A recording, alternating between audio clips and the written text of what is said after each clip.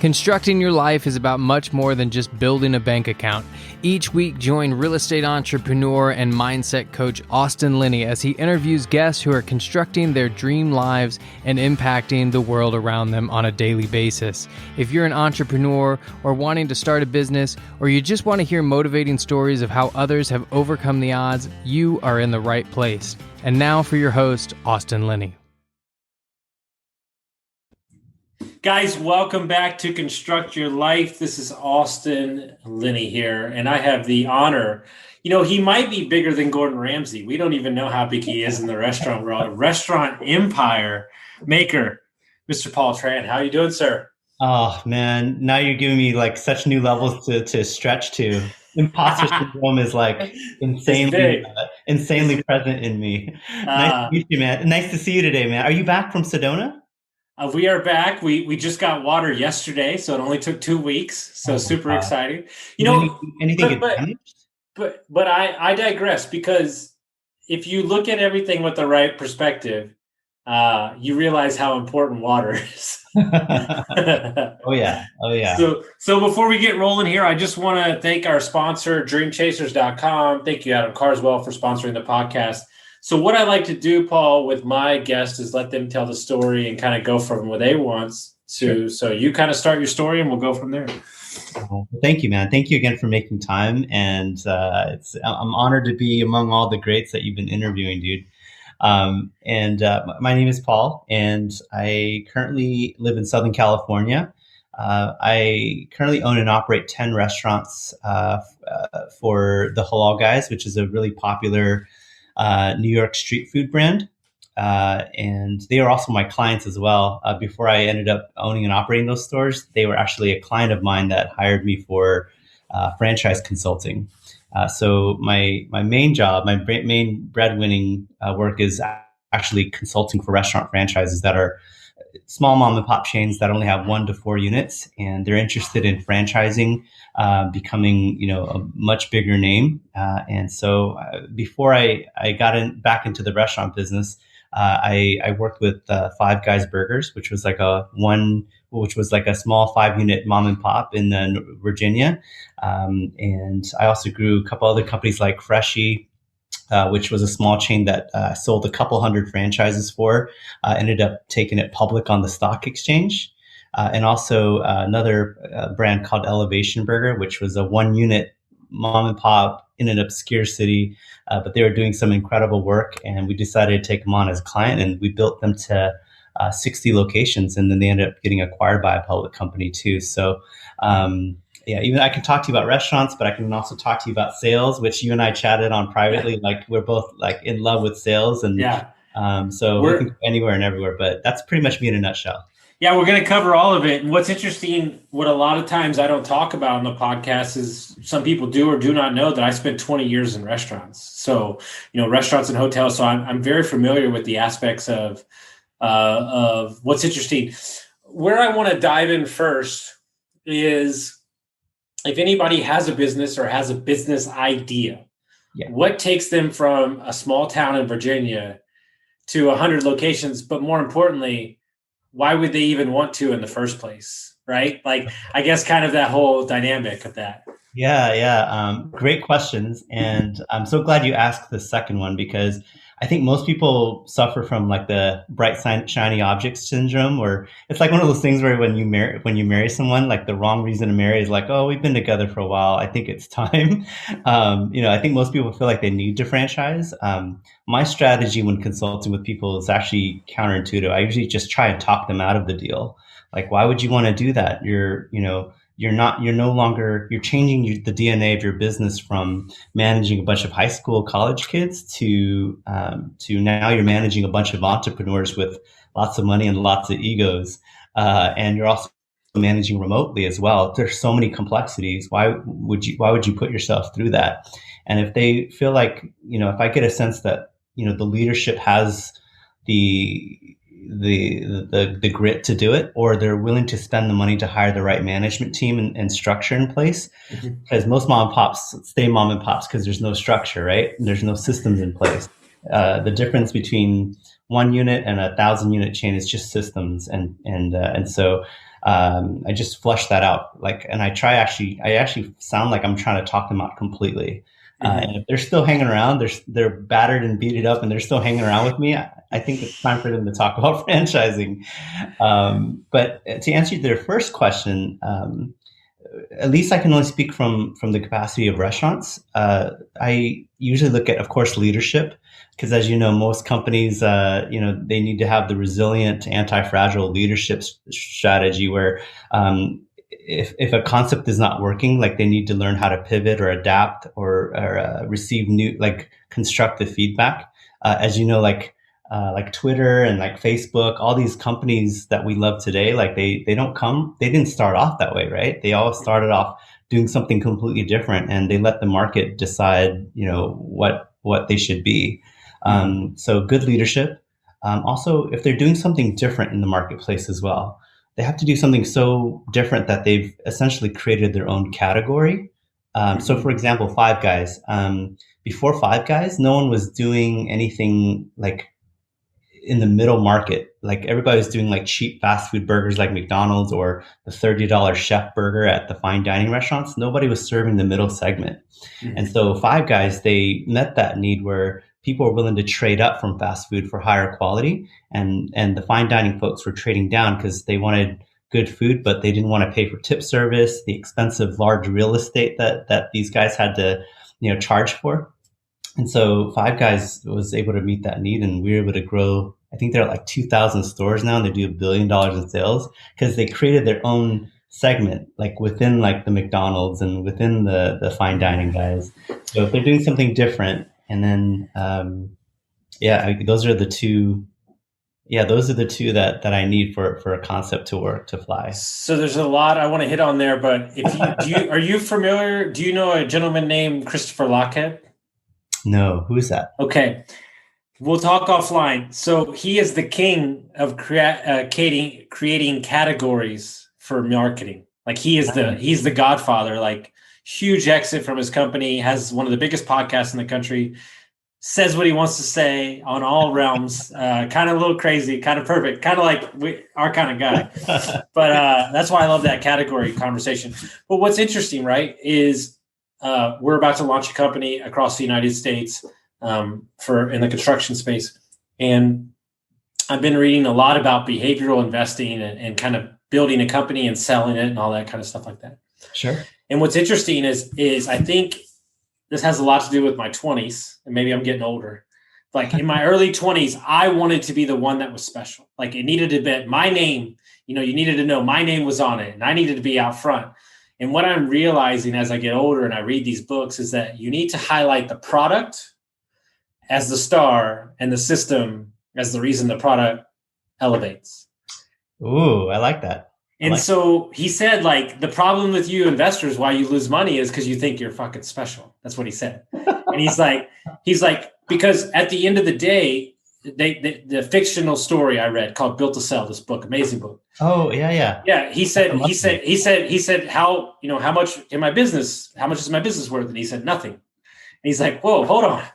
But it made me realize, like, I'm not a systems guy, but my business partners are, and I'm getting better at it. And so we have to replicate something that's tangible over and over again, right? Because what you're saying in that context is like, because people associate it with a brand. So like if I go to Hop Daddy, right? If I go to Hop Daddy in Austin and I go to Hop Daddy in Arizona, I want the same experience. Like I want to taste the burger the same.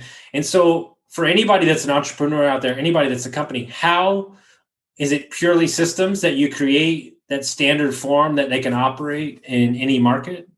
Yeah. I mean, there's room for some localization to stay relevant to the local market, but 98% of the systems need to be reliable. I mean, the reason why people love McDonald's is because, it doesn't have the best burger on the planet, but you know what you're going to get every time, and people are willing to pay for that security. I call it like food insurance because they know what they're going to get. To be honest, like I've tried restaurant chains where sometimes one of their locations tastes amazing, another one's bad.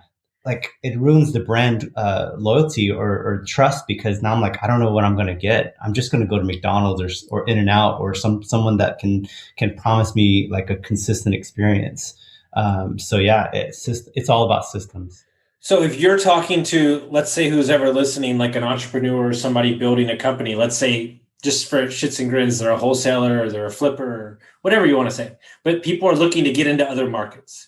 If Sure. you're telling an entrepreneur or somebody that owns a company, where do they need to be in their business in order to feel like it's time? Because like my mentor says, you have to earn the right to create the new market. Like, where do you tell your entrepreneurs, your people before they're ready to franchise? Like, is it dollar amount that you're looking for? Is it systems? Like, where are the aspects of a business that you're looking for? I have to digress and say I love when you said earn the right, because that's actually one of my best sales strategies. Like it's like adding so much value that you've earned the right to ask for the sale, right? Anyway, we can talk about that another time. I can't wait to get into sales. No, we're going to get into it. But no, actually, no different. As far as so, for example, you sometimes you can earn the right, and sometimes you can borrow it. Is how I think about it. Because, for example, the Halal Guys. They're a unique case. Like I said, my criteria typically is like brands that have like at least 1 to 4 units. This concept didn't even have a store yet. This one only had 5 little food carts in New York City, but their brand had such a cult following, and the brand was way bigger than the number of stores that it has. So I just felt like, I think these guys just needed to catch up to their brand name. But when I think, but like when you enter a new market, to address your question directly, you can borrow the right by finding really good franchise partners that have had track record of success, are invested in the community. They have deep knowledge of real estate. They know how to operate really well. They have the experience from running other restaurants and can apply their knowledge, their systems and their structure, and just plug in the brand and have it run. They have a better chance of running it successfully than someone without. So, I mean, does that answer your question as far as? Yeah, it does. It does perfectly, because you hit on something there too. If you're a real estate investor, an entrepreneur, a business owner, and everything, yeah, what is your vision, or basically what is your kind of go-to 1 or 2, 3 points on building a brand and creating something? Because those loud guys in Vegas, like the dudes that are like super loud, like a group of like 8 guys, like they're just loud. You can hear them around the corner before you even see them. Sometimes your brand is louder. Like you said, they need to catch up with their brand.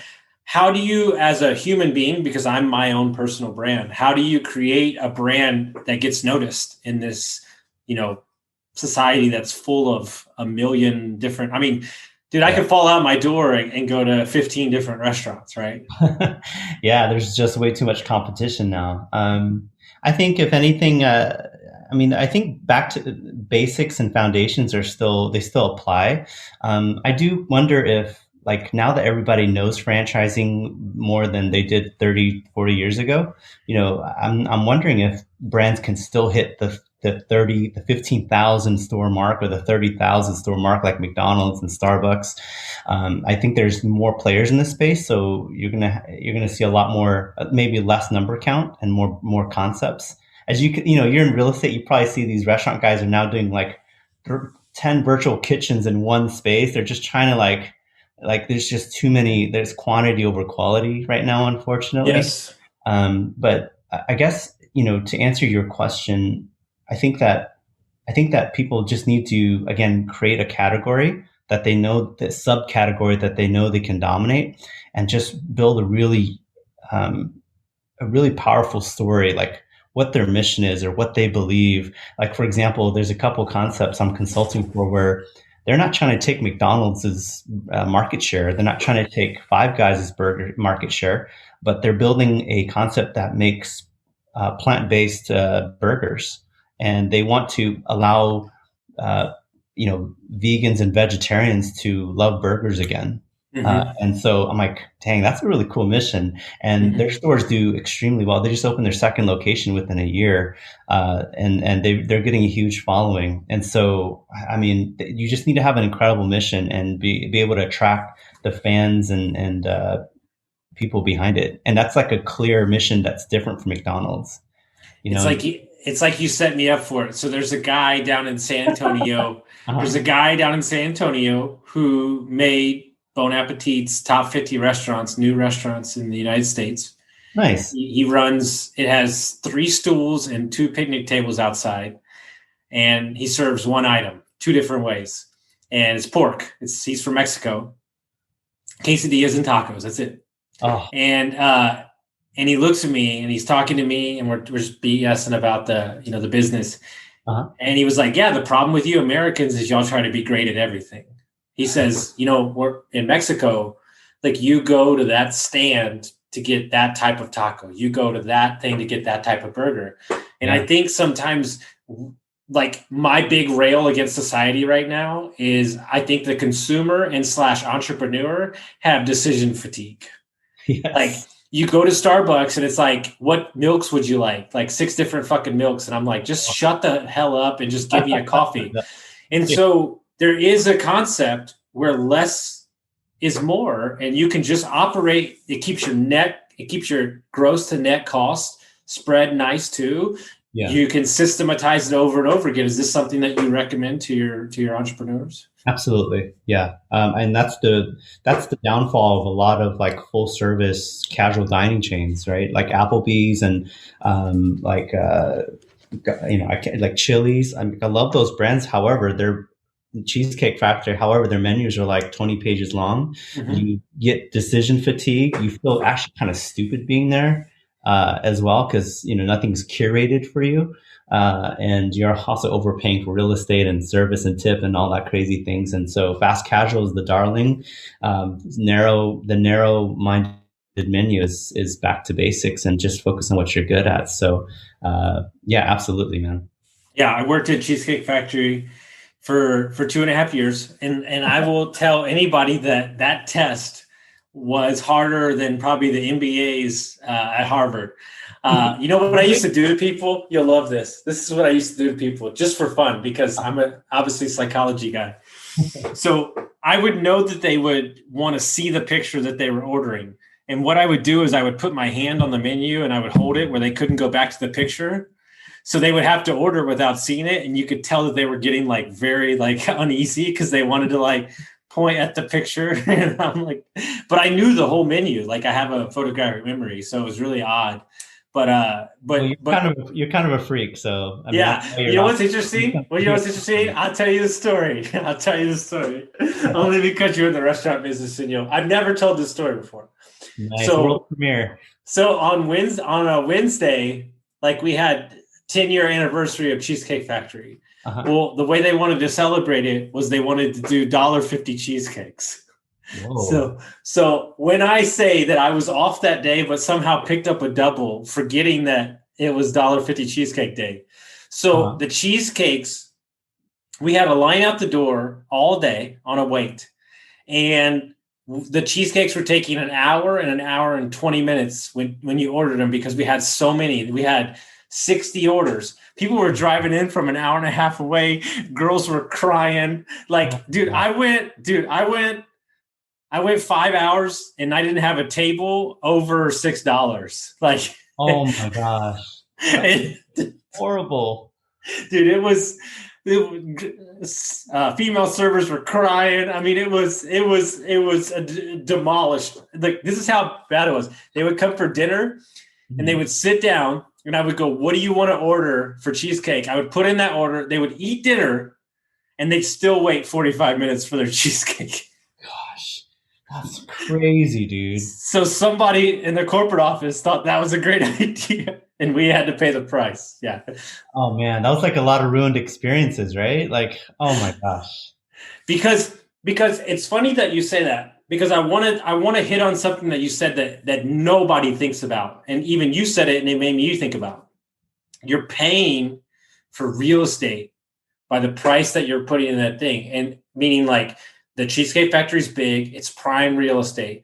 So anybody that doesn't understand that concept of like why the Cheesecake Factory is so expensive, like it's not so much the food costs and everything, it's the real estate costs. So could you let the listeners explain that when it comes to business and like brick and mortar?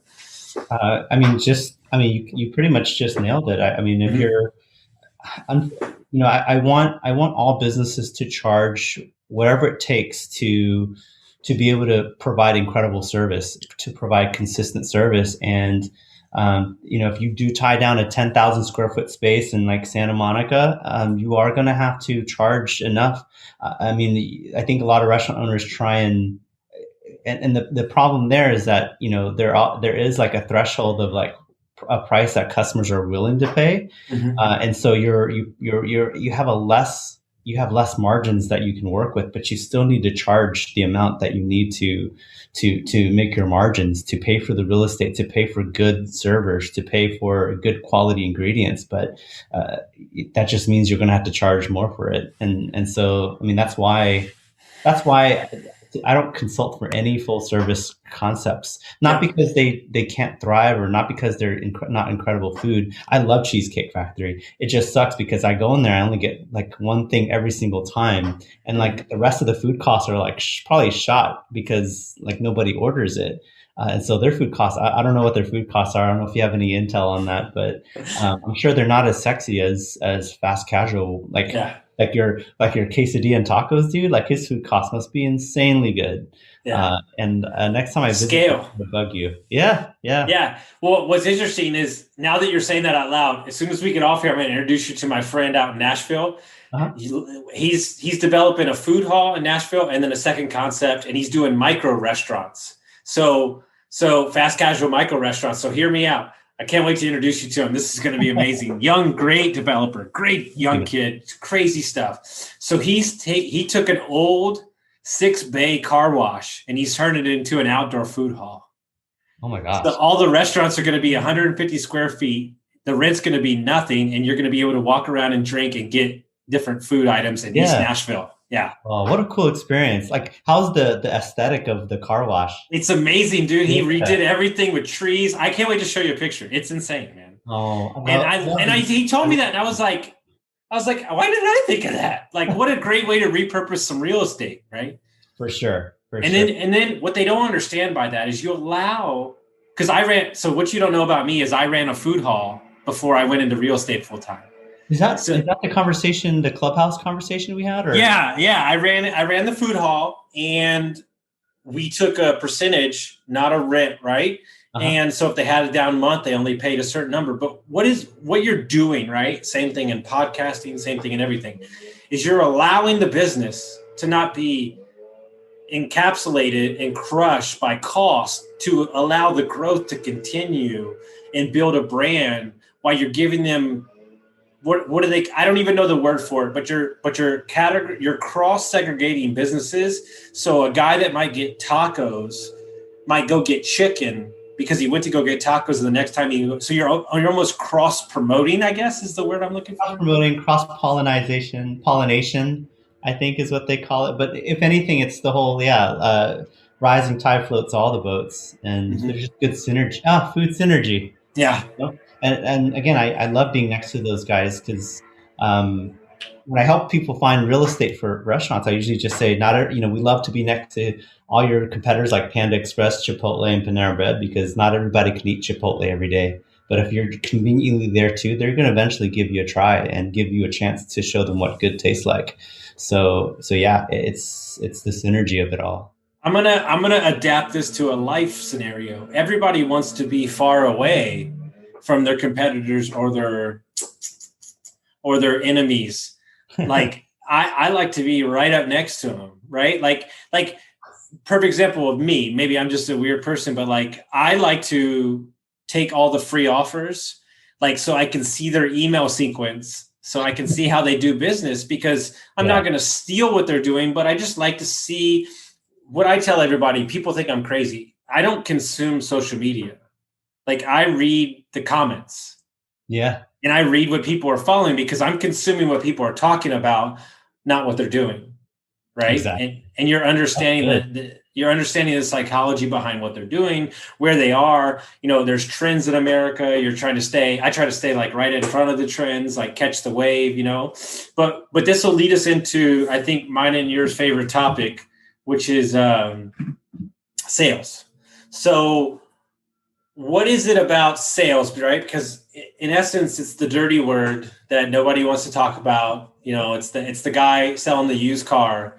And I'll be honest with you, even me in my 20s, I didn't want to do it, even though I was one, but like I didn't do to do it in my daily life. But what is it about the psychology of sales that intrigues you so much? Sure. And I hope you don't mind me digressing, because I felt like this is important to share too. Mm-hmm. Talking about like not wanting to be next to your competitors.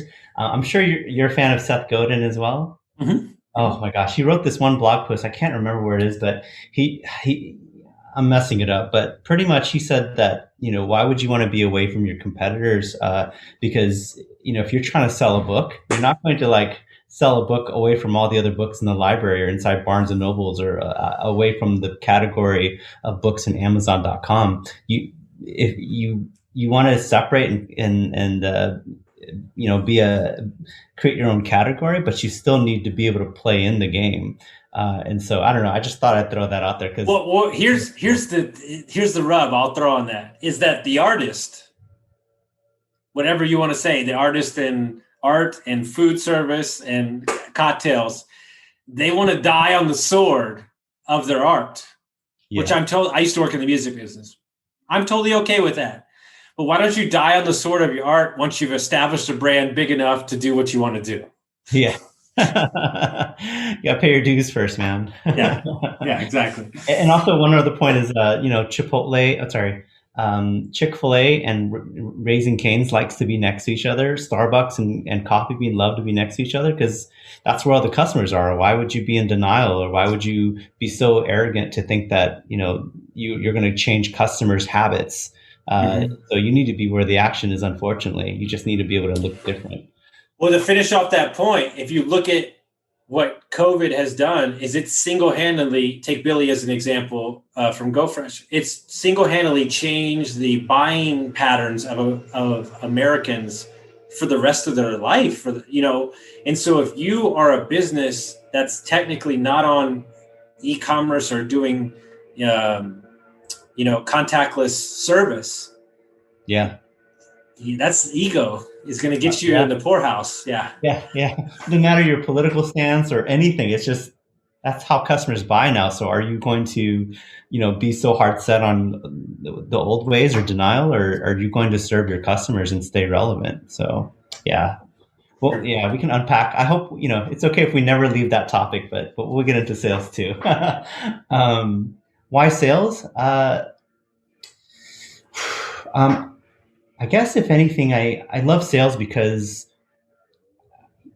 I used to work in corporate where I used to work for Wells Fargo, like in the corporate office, and I love my experience there. But I just felt like no matter what I did as as an executive assistant or just someone who worked as a corporate manager in the stores, in the corporate office, I just never felt like any of my work mattered. I just felt like it was just bureaucratic crap. I just felt like I wasn't making any change. And so I guess when I wanted to change the scenery, I ended up wanting to, I wanted to learn how to sell. Wanted to learn how to sell because I saw like awesome people like Zig Ziglar and Jeffrey Gitomer. They were doing these tutorials where they're showing how they could sell to help. They're selling to change people's habits and change people's lives for the better. Mm-hmm. And so in my head, I'm like, wow, like if I sell, I can immediately get the sense that I'm actually helping. My work matters. People's lives are being changed, or you're changing their mind about a product or service. And I guess if anything, it just stroked my ego to know that I could like help people and like directly impact. There was no bureaucratic tape or many levels in the way to helping people make change, like buying decisions. So I guess I chose sales because I just felt like I could truly help people, change their situation for the better. So that's what started off on my journey, and that ended up helping me sell lots of mortgages. I actually used to sell mortgages during the refi boom. I you know, I hope I didn't cause the refi meltdown in 2008, but that's another story. But I also just helped sell. I sold franchises as well. I sold over 1,000 franchises for all the restaurants that I consulted for. I've also raised capital as well, and I just love the idea that nothing, no business happens, no idea happens, no money, no revenue gets made until a sale is made. So sales is so important to anything and everything you do. Even when you're trying to apply for a job, it's sales. So when you're trying to get your wife to marry you, it's sales. So it's just all encompassing. So that and writing, I think, are the two most important skills I think anyone needs to learn, no matter like all the changes in technology or trends. Like sales and writing, or at least being able to share content, is what's going to stay. So that's the reason for being. One of the things I'm on right now is I'm studying the art of telling your story. Like telling your story as a company and as a human, and kind of just like, I just finished the book this morning called Pitch Anything. Have you heard of that book? I've heard of it. Yeah. Yeah. So there was a book that you're reading. I can't remember from one of your past episodes, but you're reading and you said you require all of your coaching clients to read. Yeah. That's what you say when you talk to yourself. Okay. Those are stories as well, right? Stories you tell yourself. and basically what I champion, and one of my my gifts is that I can connect with anybody, within like 2 minutes. Like people all the time, like when we were at the restaurant, like people would get up and like hug me, like the table would like hug me, and like the other servers were like, how you known them for like 30 years? And I was like, no, I just met them like 30 minutes ago. And they're like, holy shit. But like, I've never made anybody feel less, right? And it's kind of my thing, like, oh, you're wearing a Wisconsin shirt. Like, oh, I've got a buddy from Wisconsin, and Barry Alvarez is a great coach. And just like meeting, like I tell my team, like just meeting them on their level. Like we all have our own brains. Some are smarter, some are different, some are whatever. But everybody's put on this earth for something. And when you understand that the aspects of getting them to understand the product from A to B, and understand that, once again, I'll go back to what I previously said. You're nothing special. This is what I can offer you. So the question is what does this make you easier on you? Why would I do this? Like, okay, well, I'm hungry. Okay, well, I want this food. Like, I want it at that time. Okay, well, great. Then just buy that. And so sales to me, because of the coaching business or used car salesman or whatever, gets such a bad connotation. But what I do know about business in general is sales cures all. Yeah. Anytime somebody's whining or complaining or whatever they're doing, are you truly, because like we need that mechanism needs to come in for us to go do the other things.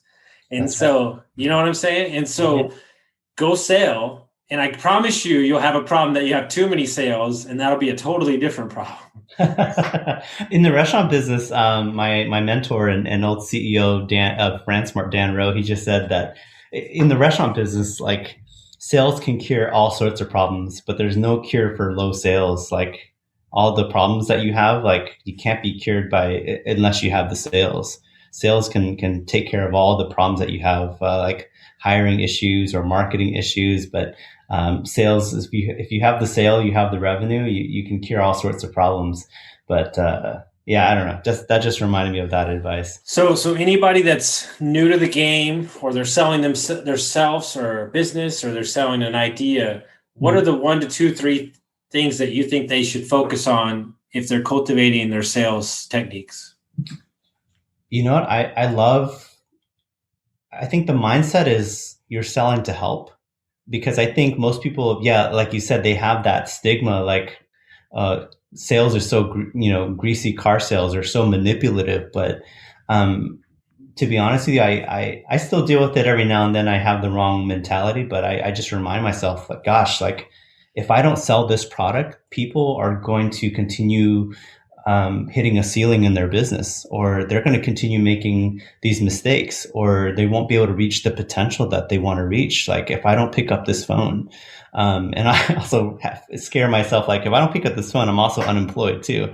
With the exception of some passive income, like like I need to sell in order to provide as well. So like selling it has so much impact, and so that's one thing. The second thing is I love that you are talking about stories because I think everybody, they said that like stories have been told for centuries, and so that's the human connection. It's people are drawn to stories, and the reason I've been able to sell like so many franchises for small, tiny chains with no brand recognition, no presence, no penetration, is because just like that vegetarian plant-based protein burger concept, they have a story and they want to recruit people around a story. So, I mean, when I sell something, I usually tell the story like, hey, this product or this restaurant is trying to, help people eat healthier, make better choices without sacrificing food quality.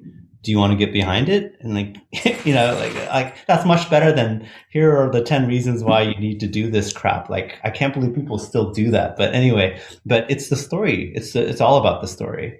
Like Halal Guys as well. Like I help them craft the story. Like they want to be the like they're on a mission to make like delicious Middle Eastern food available to mainstream.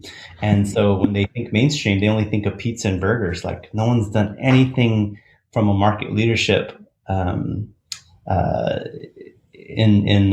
Middle Eastern Mediterranean food. And like this is a concept started by immigrants from Egypt, and they're like the American dream. You're a success story for immigrants, and that's been able to attract so many. We sold like probably 400 deals already over across the globe just from that story. So story, mindset, and just constant learning and hiring coaches like you. So I like that. So here's the thing. In this Pitch Anything book, he is the rainmaker of deals. When somebody is being presented with an idea or you're presenting a thing, there's three brains. There's three different brains in your body. And the number one brain that it goes to is your crocodile brain. Well, your crocodile brain is the one that is scared and offends and protects you. So if you're coming to them with analytical jargon and you're overcomplicating them, they're going to shut you off. Yeah. And so you have to be able to tell your story in a short amount of time, but get clear, right? I hate marketing people. Like they're like asking me like, who do you coach? What do you do? But like, I have to get really clear on what do I do if I had to explain it to an 8-year-old. And I think sometimes we as consumers or we as entrepreneurs and people that are building our brand can be very excited about what we're doing, right? Like if I were to sit here and have a conversation with you, like Paul, you'd be spinning if you heard all the things that I was doing, and you'd be spinning if I heard all the things you were doing. But what is the quickest way to get across, to paint a picture of what you do? Boom, tell that. And what I've learned, especially with your track record, is you don't have to promote yourself, because what these guys have taught me is you just lead with results. Like I don't have to promote myself. My coaching clients are my results. You don't have to promote yourself. You could just say, this is what I've done for these franchises. Either you want this or don't want this. And then boom, you're on your way. Yeah. We create these metaphysical BS stories of what people need to hear instead of just listening. Perfect example. We're building out a course for my second podcast. And we spent like an hour, right, talking about like what we were going to coach. And we both looked at each other and go, why are we doing this? Like, doesn't even make sense. Like, why don't we just host 4 Zoom calls, ask people what they want to learn, and then build the course around there?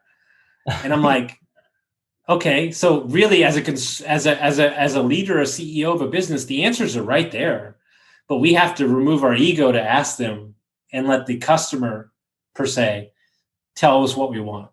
Yeah. Let me ask you this though.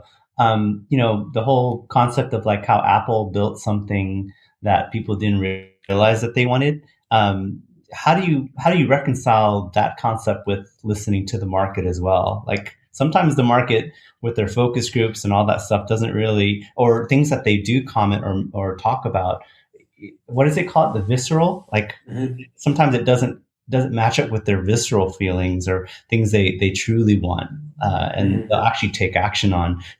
I know I kind of threw this at you, but like, do you have No. any idea on how to reconcile something like that?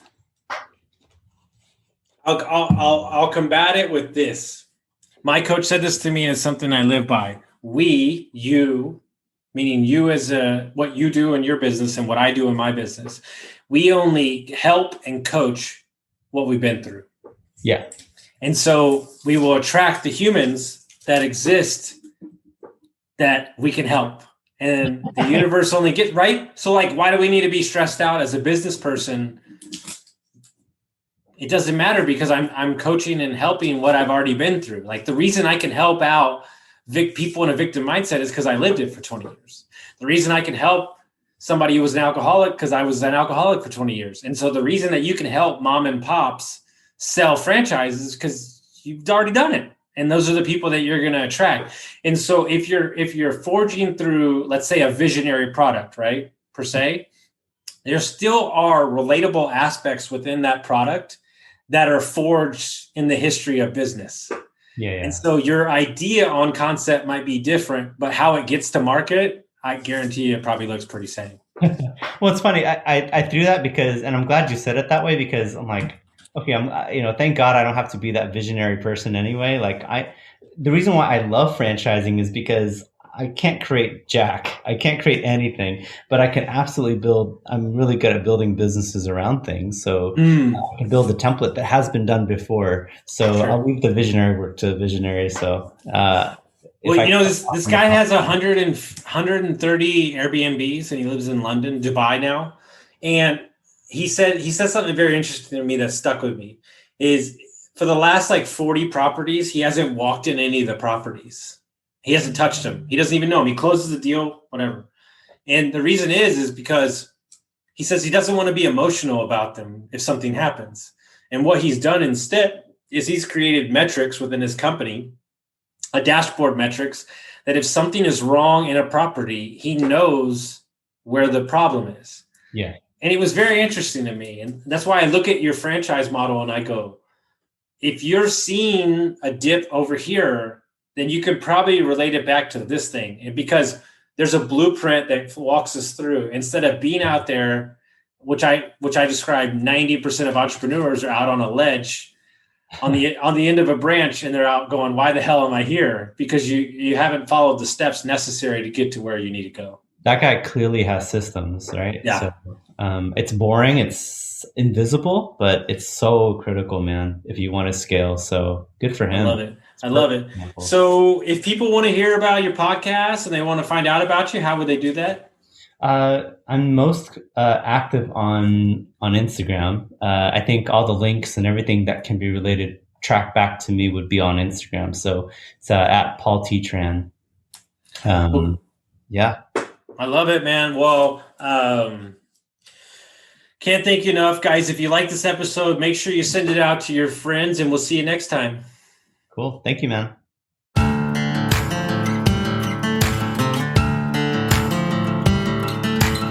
Thank you for listening to Construct Your Life with Austin Linney. If you enjoyed this episode, be sure to rate, review, subscribe, and pay it forward by sharing with a friend. Most importantly, take this opportunity to start constructing your life by taking immediate action on what you learned. For show notes, resources, and more information on one-on-one coaching with Austin, visit constructyourlifepodcast.com.